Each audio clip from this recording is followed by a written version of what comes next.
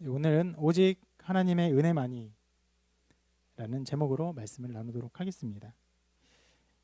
지난주에 우리가 어디를 살펴봤죠? 야곱과 형 에서가 만났죠. 만나서 화해하는 장면 살펴보았습니다. 그러면서 하나님의 사역은 화해다, 회복이다, 이런 것들 살펴보았습니다. 그런데 여러분 지난주에 본 것처럼 야곱은 여전히 형 에서를 좀 두려워하는 것처럼 보였어요. 형이 함께 가자 요청했는데 거절하죠. 좀 이상한 핑계를 대면서 거절했습니다. 그러면서 우리가 살펴보았는데 비록 하나님을 만났지만 야곱이 그리고 변화되었지만 그 모든 것이 온전케 되기까지는 시간이 걸린다. 사람들과의 관계인 화해도 그렇고 야곱도 하나님을 더 의뢰하고 하나님만을 의지하는 것에 있어서 더욱더 시간이 걸린다는 것을 살펴보았습니다. 오늘 말씀에서는 그것들이 더 드러나요. 야곱에게 여전히 부족함들이 있고 여전히 생각지 않은 모습들이 나타나는 것들이 많이 나타납니다. 자, 그래서 오늘 얘기를 살펴볼 텐데 전체적인 내용을 살펴보면 이와 같습니다. 먼저 히위 족속의 한 사람인 세겜이 야곱의 딸 디나를 데려다가 억지로 잠자리를 갔습니다. 그리고 그 후에 이 세겜이 디나와 결혼하기를 원했어요. 그러니까 야곱의 아들들은 여러 가지 말들이 있지만 결국은 허락할 것처럼 받아들입니다. 그리고 하나를 제안합니다. 뭐라고 제안합니까? 모든 남자가 할례를 받으면 우리가 이 결혼을 허락하겠다 합니다. 그러니까 그 성에 모든 남자가 할례를 받아요. 그럼 어떻게 합니까? 할례를 받고 아파하니까 수술이잖아요. 수술이고 고통스러우니까 고통 중에 남자들이 있으니까 시몬과 레위 야곱의 두 아들이 찾아가서 모든 남자를 죽입니다. 이것이 오늘 나온 이야기예요. 여러분 줄거리만 보면요 끔찍한 일이에요. 그래서 그런지 오늘 성경을 제가 27절까지 읽었을 때에도 끝나고 아멘이 잘 안 나와요. 실은 아멘이 나오기 좀 어려운 거죠. 이거 다 죽였다는데 그대로 될 줄을 어떻게 믿어요? 그냥 그럴 때 나오는 아멘은 그냥 통상적으로 성경 봉독이 끝났다는 추임새 같은 거죠. 그만큼 되게 잔인한 일이 일어났습니다. 그리고 이 이야기 자체가 끔찍할 뿐 아니라 등장인물들의 태도도 굉장히 비극적인 모습을 보이고 있어요. 어떻게 보면요 굉장히 이해하기 어려운 부분이 있는데 여기 나오는 등장인물들의 어떤 행동에 있어서 선악이 굉장히 혼재되어 나타납니다. 복잡해요. 하나님을 믿는 야곱의 가족들이 어떤 선한 행동을 하리라고 예상되지만 그렇지 않은 행동을 보여요. 반대로 이 디나를 억지로 잠자리를 가진 이 세겜 족속, 세겜과 그 족속의 사람들은 악한 행동을 막 보일 것 같은데도 도리어 처음 행동 외에는 꽤 신실한 모습들, 꽤 옳은 모습들을 보이고 있어요. 굉장히 이 선악이 혼재되어 나타납니다. 한 명 한 명의 인물들을 살펴보면서 이 인물들이 얼마나 복잡한 양상을 보이는지를 한번 볼 텐데 제일 먼저 디나입니다. 잘못 나왔네요. 디나예요. 레아라고 잘못 나왔는데요. 자, 성경이 이렇게 말합니다. 디나가 그 땅에 딸들을 보러 나갔더니 자, 이 말만 보면요. 디나가 그냥 그 땅에 사람들을 보러 나갔다 이렇게 얘기할 수 있지만 그냥 보러 나갔다는 의미로 쓴 것은 아니에요. 분명히 디나는 굉장한 피해자입니다. 굉장히 피해자지만 어떤 면에서의 부주의한 행동이 있었던 것처럼 이야기를 하고 있는 것이에요. 이방 땅의 도시의 여자들이 어떠한가? 그 여자들에 대한 좀 위험한 호기심을 가지고 어린 소녀가 혼자서 거기에 과감히 나간 모습을 말하고 있는 것이 다분히 신중하지 못한 모습이었어요. 예전에 그 다른 곳에서는요, 그 신전 창기들이 행동을 표현할 때 그 여자들이 밖으로 나갔더니 이런 식으로 표현해요. 그게 뭐냐면은 그 신전 창기를 하러 나가는 것이에요. 그러니까 그런 표현만으로도 그 악한 행동들을 표현한 것인데, 그런 걸 보면은 여기서 디나가 그 땅의 딸들을 보러 나간 것은요, 굉장히 위험한 행동을 하고 있었던 거예요. 물론 성경이 지금 이 디나가 잘못했기 때문에 그런 일을 당했다 이렇게 말하고 있는 것은 아니에요. 하지만 악한 일을 당했지만 디나도 이제 위험한 행동을 한 것은 여전히 보여주고 있는 것이에요. 그리고 그 뒤에 나온 세겜, 또 이것이 혼재되어 나타나는데, 자, 디나를 욕보인 것은 굉장히 비난받을 일이에요. 후에 있는 율법에 따르면 죽음을 당해 마땅한 일입니다.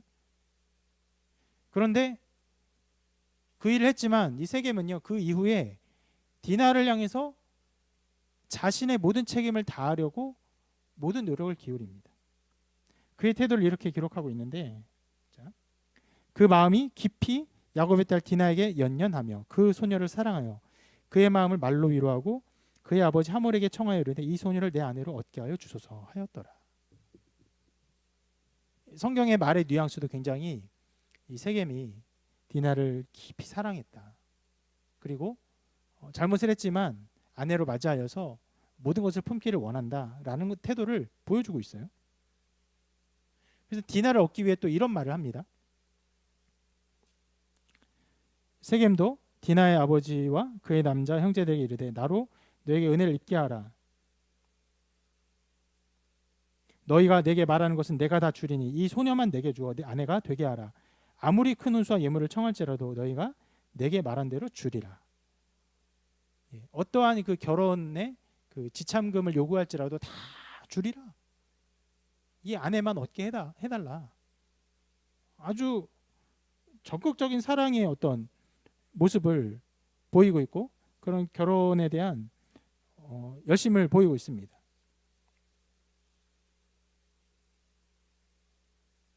성경에 이어 비슷한 일이 기록돼 있어요.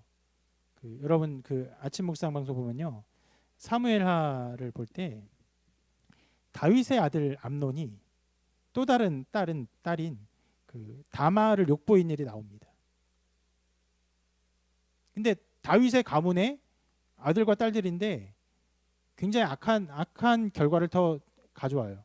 욕보인 후에 어떻게 합니까? 가라 그래요. 그 다말이 일이 이렇게 됐으니까 결혼을 하자, 그렇게 부탁을 하자. 그럼 나를 너에게 아내로 줄 것이다 아버지가, 이런 얘기를 해요. 근데 암논이 무시해요. 그냥 버려요. 상관하지 않고. 자, 그런 태도에 비해 보면요, 여기서 세겜은요 대단히 자기의 잘못을 갚고 이 일에 대해서 책임을 다하려는 모습을 보이고 있습니다. 그래서 할례를 받아야 된다는 말도 안 되는 조건을 내걸었는데 그것도 감당하려고 설득하죠. 모든 성읍 사람들에게. 모든 성읍 사람이 그것을 감당합니다. 근데 이 설득에는요 또 묘하게 계산적인 이야기도 깔려 있긴 해요. 그러니까 그 남자의 순정이 가득한 것처럼 보이지만 일종의 좀 계산이 깔려 있어요. 이렇게 말을 하는데요. 그러나 우리 중에 모든 남자가 그들이 할례를 받은 같이 할례를 받아야 그 사람들이 우리와 함께 거주하여 한 민족 되기를 허락할 것이라. 이렇게 설득하죠. 그러면 그들의 가축과 재산과 그들의 모든 짐승이 우리의 소유가 되지 않겠느냐. 이렇게 얘기하는 거예요. 그러니까 성읍 사람들을 설득할 때 우리가 할례를 받으면 지금 그 야곱의 모든 가축들, 적지 않은 가축들이 있죠.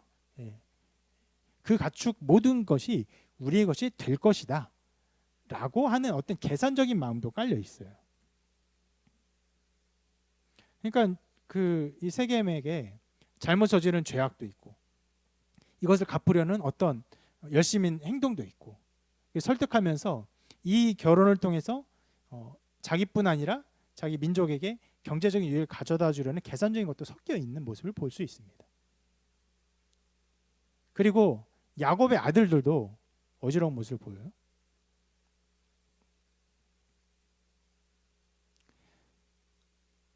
여동생 디나가 이 잘못된 일을 당하니까 엄청나게 분노했어요.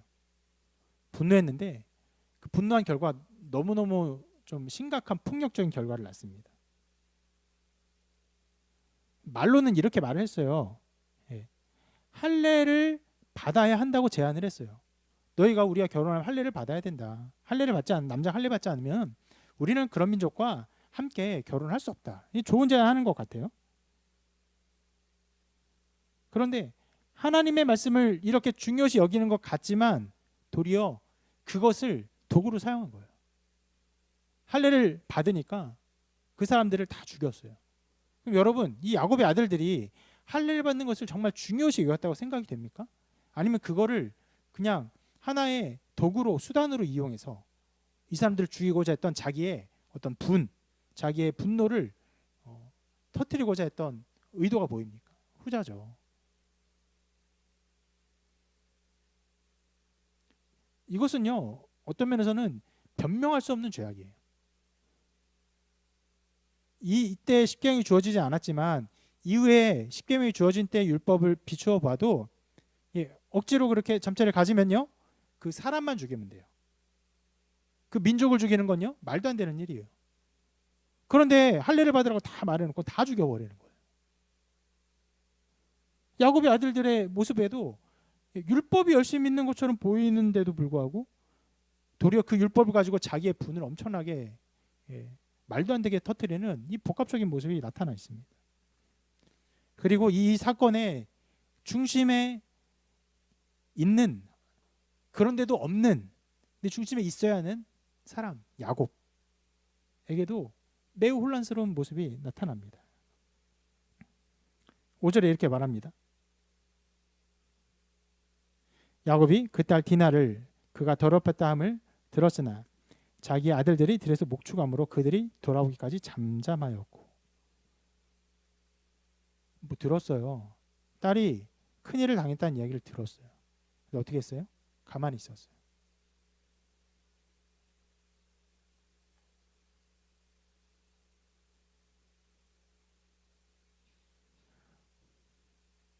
말도 안 되는 일이에요. 딸을 사랑하지 않는 것처럼, 딸에게 관심이 없는 것처럼 그렇게 행동을 하고 있어요. 이 반응에 그 대조되는 반응이 나오는데 야곱의 아들들은 이렇게 반응합니다. 야곱의 아들들은 들에서 이를 듣고 돌아와서 그들 모두가 근심하고 심히 노하였으니 이는 세겜이 야곱의 딸을 강간하여 이스라엘에게 부끄러운 일 곧 행하지 못할 일을 행하였음이더라. 그러니까 이 야곱과 야곱의 아들들의 반응을 굉장히 대조적으로 성경이 기록하고 있어요. 야곱은 잠잠해요. 아들들은 분노해서 어찌할 바를 모르는 거예요. 그러니까 여기서 성경은요, 야곱이 이 소극적인 태도를 얼마나 잘못된 일을, 그 잘못된 태도를 보이고 있는가를 보여주고 있는 것이.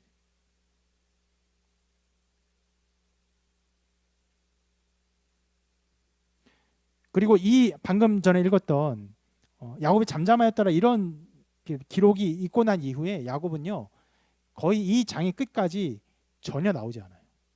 없는 사람처럼 있어요.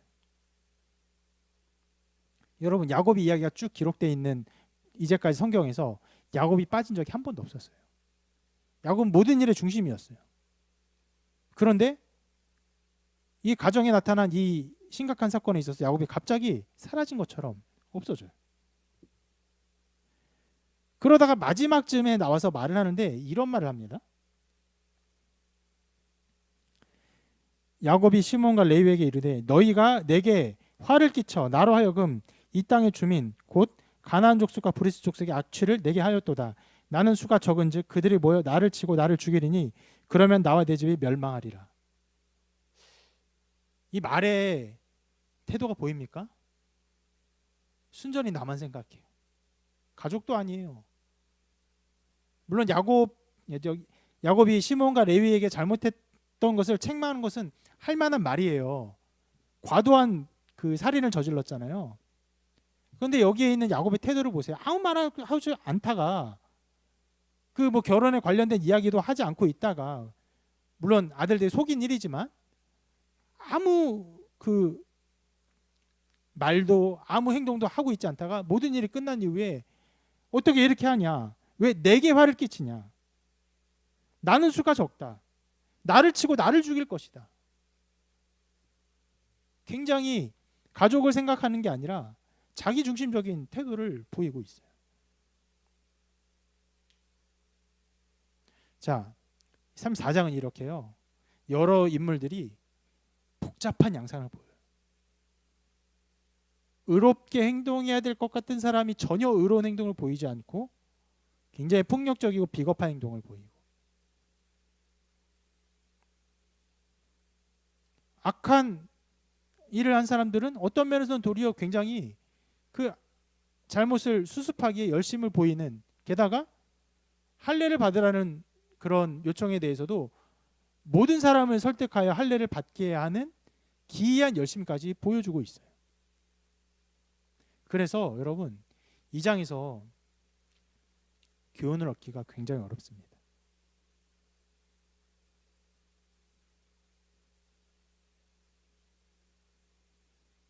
그래서 저는 그렇게도 말씀드릴 수 있는데, 여러분들이 야곱이 하나님과 씨름한 것은 이야기 많이 들어봤을 거예요. 그런데 이 사건은요, 별로 많이 들어보거나 설교로 접해본 적이 없을 거예요.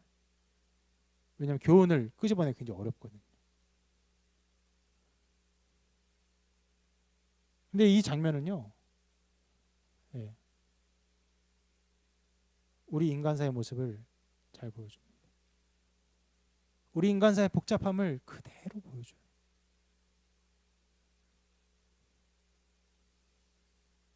사람들은요, 여러 동기에 의해 움직입니다. 어떤 동기는 대단히 이기적이고 악한 동기예요. 또 어떤 동기는요, 굉장히 의로운 동기에서 행동을 하기도 해요.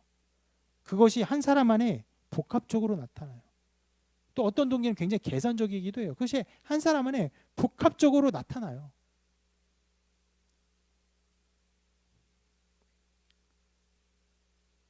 그러한 인간사의 입체적인 모습을요, 이 내용은요, 이 장은 잘 보여주고 있어요.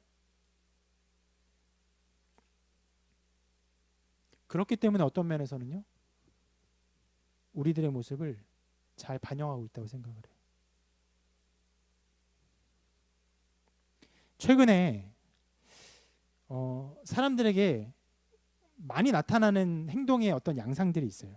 그것은 뭐냐면, 어떤 사람들의 행동의 모습을 보고 악한 행동이 있잖아요. 그럼 그거 하나를 보고 저 사람은 악한 사람이야 라고 이렇게 카테고리를 진단가? 예. 그 범주에 그냥 두어버려요. 규정화시켜요. 여러분, 그런 행동이 많이 나오는데, 그런 행동의 그 저변에는요, 두 가지 악이 있다고 생각해요. 한 가지가 게으름이고 한 가지가 교만입니다.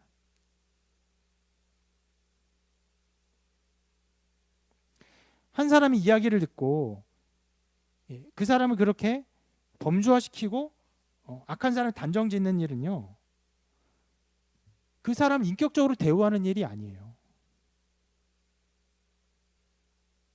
정말 그 사람에 대해 정당한 평가를 하기 위해서는 어떻게 됩니까? 인격적인 관계가 맺어져야 되겠죠. 알아야 돼요. 이해해야 돼요. 그런데 인격적인 관계를 맺는 일에는요, 시간이 필요합니다. 노력이 필요해요.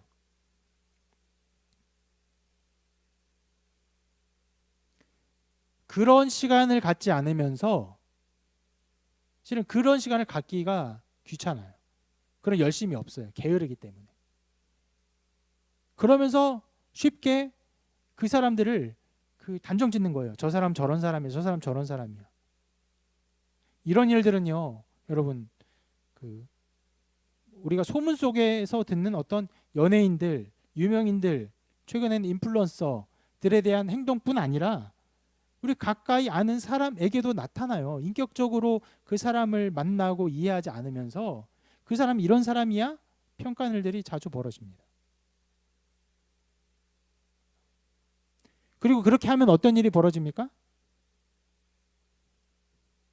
이 사람이 이러한 사람이야. 그리고 특별히 나쁜 사람이야. 악한 사람이야. 이렇게 그 평가를 해버리면 어떤 일이 벌어지냐면 은근히 자기가 상대적으로 옳게 느껴져요. 은근히 나 자신을 도덕적으로 높은 사람으로 여기게 만들어줘요. 그게 뭡니까? 교만이에요. 자기가 더 높은 사람, 자기가 더 올바른 사람, 의로운 사람이라고 인정되기를 원하는 그런 욕심으로 이런 행동을 서슴없이 하는 것이에요. 미디어의 발달로 다른 사람의 행동을 잘 관찰할 수 있는 시대가 되었죠. 예전에는요, 소식이 끊기면요, 그 사람의 소식을 들을 일이 없었어요. 혹시 들으면요, 정말로 아는 사람을 통해서 실은 입체적으로 들어요. 근데 지금은요, 굉장히 파편화된 모습을 보게 돼요. 그러면서 방금 전에 말했던 이런 일들, 그 사람의 어떤 잘못된 행동, 그리고 그것을 가지고 그 사람을 판단하고 범죄화시키고 하는 일들이 엄청나게 벌어지고 있습니다. 흡사 그런 느낌까지 드는데, 사람들은요, 지금 다른 사람을 평가하려는 그 심판자의 자리에 서 있어요. 그것을 모든 열심을 들여가지고 하려고 그 준비하고 있어요. 그걸 하려고 살아가고 있는 것처럼 보일 지경이에요.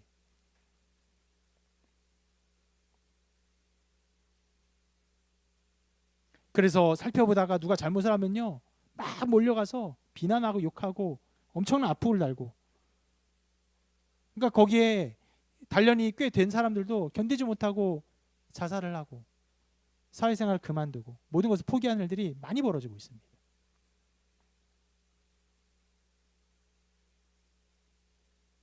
이런 사람이 이런 일을 했기 때문에 이런 사람입니다. 이런 악한 사람이에요. 저런 사람은 이런 일을 했기 때문에 저런 악한 사람이에요.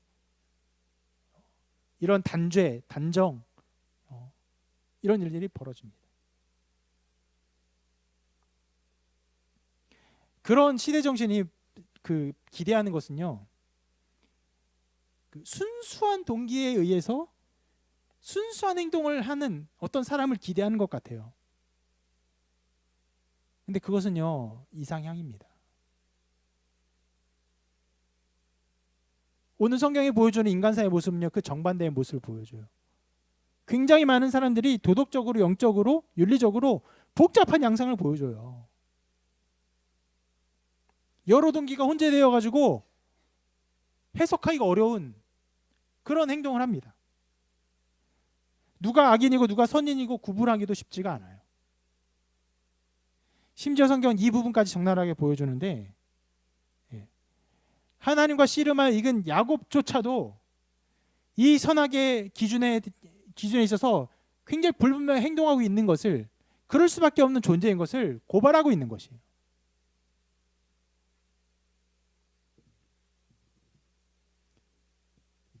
이렇게까지 고발할 수 있는가 싶어요.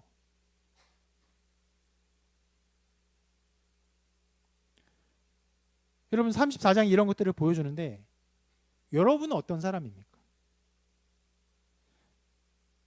여러분 디나처럼 하나님의 백성이면서 이 땅의 풍습이 궁금하여서 위험한 호기심을 가지고 세상을 바라보고 있지는 않습니까?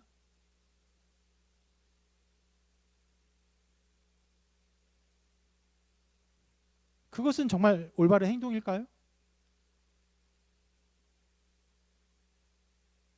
혹은요, 세겜처럼요, 아주 비참한 죄악을 저질렀고, 그런데 그것을 갚기 위해서 나름대로의 양심으로 그것을 수습하려는 행동을 하는 사람은 아닙니까?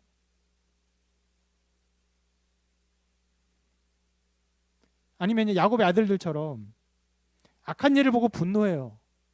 그런데 그 분노에 휩싸여서 이걸 조절하지 못하고 말도 안 되는 더 큰 악을, 더 큰 비난을 가지고 더 큰 죄악 가운데 서 있지는 않습니까? 아니면요 야곱처럼 하나님의 은혜를 경험했는데 그럼에도 굉장히 뭔가 불분명한 삶을 살고 딸의 고통과 아픔, 다른 사람의 고통과 아픔보다는 자기의 안위를 더 걱정하는 이런 삶을 살고 있지는 않습니까? 제가 오늘 나온 인물들을 말하면서 이런저런 동기와 삶의 어떤 태도들을 제가 물어봤지만 여기에는 여러분의 행동과 삶을 투영시키지 못할 수 있겠지만 그러나 분명히 또 다른 모습으로 여러분들은 많은 동기를 가지고 살아갈 거예요. 선한 동기와 악한 동기가 혼재되어서 살아가고 있는 사람들이 여러분일 거예요. 어떤 것은 굉장히 하나님 앞에서 인정받을 만한 동기일 것이고 어떤 것은요 절대로 말할 수 없는 부끄러운 동기, 부끄러운 모습들, 그런 동기로 여러분의 삶은 이렇게 다양성 속에 엮여져 있을 것입니다. 자, 34장 우리의 인생이 그렇다는 것을 보여줘요. 그래서 여기까지만 보면요 어떤 느낌이 듭니까? 아까 우리가 얘기했던 것처럼 끝나고 아멘 할 수 없었던 것처럼 이것만 보면요, 이런 우리의 모습만 보면요, 아 참 인생이 참 그렇다. 아주 순화해서 표현한 겁니다. 인생이 참 그렇다. 나란 인간 참 그렇다. 좀 더 성경적으로 표현하면 오호라 나는 공고한 사람이로다. 이렇게 표현할 수 있겠죠. 그런데요, 성경은요 이러한 인간사의 모습을 보여주고 3장에서 이것을 보여주고 35장이 더 나아가 은혜로운 길을 우리에게 보여주는데, 자, 여러분 눈치채셨는지 모르겠지만 34장에서는요 실은 하나님이라는 단어가 나오지 않습니다. 전혀 등장하고 있지 않아요. 뭐만 가득해요? 죄와 욕심, 냉담함, 폭력. 우리가 이 인간사에서 보기 싫은 것들이 가득 나타나 있어요. 그래서 34장의 맨 끝에 결말을 이 34장의 끝을 뭐라고 짓고 있냐면 이렇게 짓고 있는데, 그들이 이르되, 야곱의 아들들입니다. 그가 우리 누이를 창녀같이 대우함이 옳으니까. 야곱과 야곱의 아들들이 분열되었어요. 반목했어요. 깨어지고 있는 모습을 보여주고 있어요. 이런 절망적인 모습으로 34장이 끝나고 있음을 보여줘요. 그러나 35장에 이르러 35장 1절부터 곧바로 이렇게 말을 합니다. 하나님이 야곱에게 이르시되 일어나 베델로 올라가서 거기 거주하며 내가 내 형 에서의 낯을 피하여 도망하던 때에 내게 나타났던 하나님께 거기서 제단을 쌓으라 하신지라.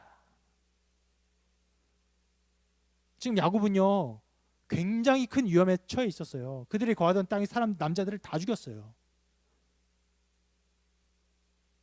그들이 거할 땅이 아닌데 거기서 그렇게 많은 사람을 죽였으니 이제 야곱의 말이 맞아요. 그들은 위험에 처했어요.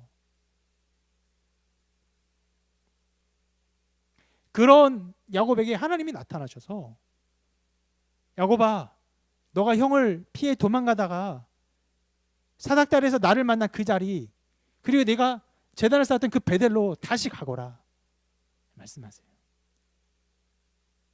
그러니까 야곱이 이렇게 대답합니다. 야곱이 이에 자기 집안 사람과 자기와 함께한 모든 자에게 이르되 너희 중에 있는 이방 신상들을 버리고 자신을 정결하게 하고 너희들의 의복을 바꾸어 입으라. 우리가 이날로 베델로 올라가자. 내 환난 날에 내게 응답하시며 내가 가는 길에서 나와 함께 하신 하나님께 내가 거기서 제단을 쌓으려 하노라 하매. 모든 상을 다 버려버리고 그리고 정결하게 하고 우리 하나님께 돌아가자 말을 하고 있는 것이. 그리고 이렇게 얘기하고 떠나는 순간에, 떠나는 장면에 대해서 성경이 이렇게 기록합니다. 그들이 떠났으나 하나님이 그 사면 고을들로 크게 두려워하게 하셨으므로 야곱의 아들들을 추격하는 자가 없었더라. 그들이 굉장히 위험에 처했지만, 죽음의 위협에 처했지만 하나님의 도우심으로 야곱은 그 자리에서 피할 수 있었음을 성경은 분명히 가르쳐주고 있습니다. 그리고 마침내 이 하나님의 은혜로 추격자가 없이 베델로 가서 제단을 쌓습니다. 그 이후에 다시 하나님이 야곱에게 나타나 또 한 번 말씀하세요. 이렇게 말씀하십니다. 하나님이 다시 야곱에게 나타나사 그에게 복을 주시고 하나님이 그에게 이르시되 내 이름이 야곱이지만은 내 이름을 다시는 야곱이라 부르지 않겠고 이스라엘이 내 이름이 되리라 하시고 그가 그의 이름을 이스라엘이라 부르시고 하나님이 그에게 이르시되 나는 전능한 하나님이라 생육하며 번성하라 한 백성과 백성들의 총회가 내게서 나오고 왕들이 내 허리에서 나오리라 내가 아브라함과 이삭에게 준 땅을 내게 주고 내가 내 후손에게도 그 땅을 주리라 하시고 하나님이 그와 말씀하시던 곳에서 그를 떠나 올라가시는지라. 하나님이 야곱에게 주신, 더 나아가 아브라함에게 주신 이 언약을 다시금 야곱에게 허락하여 주시는 것을 말씀하고 있습니다.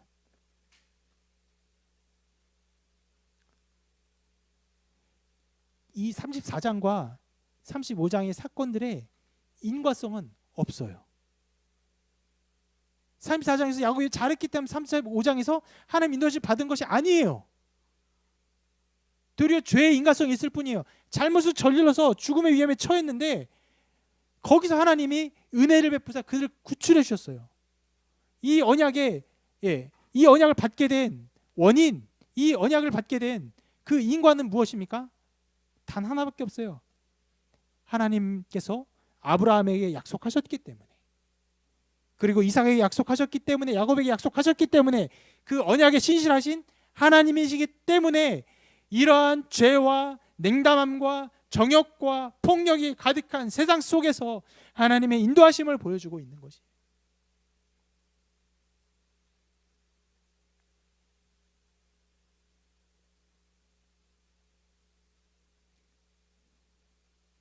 오직 하나님의 은혜만이 야곱의 인생을 온전하게 만들어가는 유일한 길임을 이 성경은 보여주고 있어요. 씨름을 하면서 하나님을 만난 야곱, 이제 야곱을 통해서 놀라운 일이 일어날 수 있겠구나, 우리가 기대할 수 있겠지만 전혀 그렇지 않아요. 야곱에게 소망이 없어요. 야곱은 혼재된 세상 속에서 동일하게 복잡한 그 죄와 약함을 고루 보여주는 연약한 인간일 뿐임을 보여주고 있어요. 야곱이 하나님의 언약을 다시 받고 이 말씀을 다시 이스라엘이라 그 이름을 들으면서 언약을 회복할 수 있었던 유일한 것은요, 오직 하나님께서 그를 긍휼히 여기신 사랑 때문에.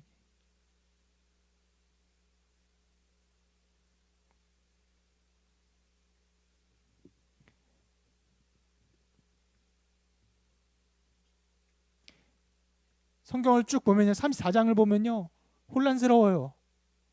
근데 갑작스럽게 35장을 보면요 하나님의 인도하심이 있고 하나님의 부르심이 있고 거기에 응답하는 응답이 있고 예배함이 있고 하나님의 약속이 나오는 은혜의 물들이 흘러갑니다.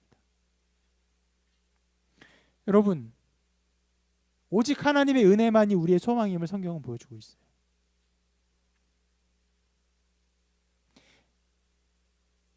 하나님의 언약의 백성이 되는 것만이 우리의 유일한 소망이에요.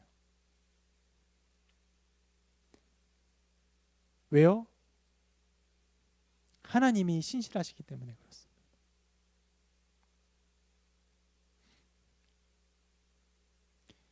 하나님의 언약의 백성이 된 것이 야곱에게 있어서는요 혈통적으로 된 것인가요? 아니요, 그렇지 않아요. 절대 그렇게 알면 안 됩니다. 아브라함과 이삭과 야곱에게 주셨지만 그 언약을 계속 갱신하면서 그 언약의 갱신 속에서 하나님의 백성이 된 것뿐이에요. 혈통적 자녀이기 때문에 되는 것이 아닙니다. 어떤 면에서 그 하나님의 언약 백성이 되는 것은요 하나님께서 말씀하셨기 때문에, 혹은요 더 나아가서는요 하나님 한번 그렇게 맹세하신 장면이 나옵니다. 누구와 맹세하십니까? 아브라함과. 어떤 언약을 통해서? 횃불 언약을 통해서. 쪼개진 고기 사이로 횃불이 지나가죠. 이 언약을 내가 이루지 않으면 하나님 내가 쪼갠 고기처럼 쪼개질 것이다 라고 하는 그런 동물의 피를 가지고 맺은 언약만이 하나님의 백성됨을 분명하게 보여주는 수단이었어요. 여러분, 우리에게는 어떠한 자격이 있습니까? 우리는 어떻게 하나님의 자녀가 되었습니까? 우리는 그 쪼갠 동물의 피보다 더 나은 예수 그리스도의 보혈로 하나님의 자녀가 되었어요. 내가 너를 나의 자녀로 삼았다. 내가 너를 나의 백성으로 삼았다. 무엇으로 확신을 주셨습니까? 무엇으로 그 언약을 세우셨어요? 그 아들 예수 그리스도를 십자가에 죽으심으로, 피 흘리심으로, 그리고 그것을 우리를 믿게 하심으로, 성령으로 말미암아 그것을 우리에게 그 믿음을 허락하심으로 하나님의 자녀가 되는 확신을 주셨어요. 그럼 우리는 야곱보다, 아브라함보다, 이삭보다 더 나은 언약을, 더 나은 약속을 받은 사람으로서 더 나은 하나님의 자녀됨을 더욱더 굳은 확신 가운데 담대하게 살아갈 수 있는 것입니다. 그리고 우리 인생이 이 34장에 나온 것처럼 어지러움과 복잡함과 죄와 정욕이 가득한 세상 속에 살아갈 때, 심지어 그 안에서 우리가 살아갈 때 우리의 모습도 선한 동기와 악한 동기가 혼재되어서 우리 스스로 실망하고 낙심할 때라도 하나님은 그의 백성을 신실하게 지켜주시는 하나님이시기 때문에 이 야곱을 지키신 하나님 우리도 지키심을 우리는 바라볼 수 있는 것입니다.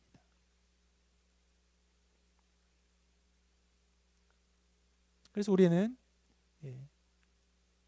힘들게, 어렵게, 고되게, 때로는 욕심으로 이 세상 살다가도 함께 예배하며 하나님 기뻐하며 감사하며 이 예배 속에서 하나님께 담대히 나갈 수 있는 것이죠. 여러분, 세상은 끊임없이 우리를 속입니다. 세상은 정말 복잡해요. 오늘 성경에 나온 이 복잡함보다 우리 세상이 보여주는 복잡함은요, 이루 말할 수 없는 복잡함 가운데 우리를 가둬두고 있어요. 우리의 마음의 양심도요, 더 복잡해요.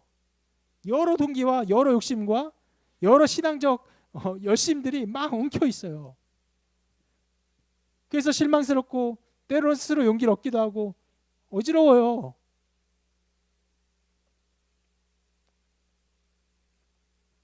그러한 삶이 우리를 실망시키고 우리를 속이고 우리를 낙심시킨다 할지라도 하나님만은 우리를 절대로 포기하지 않으십니다. 하나님 우리를 인도하십니다.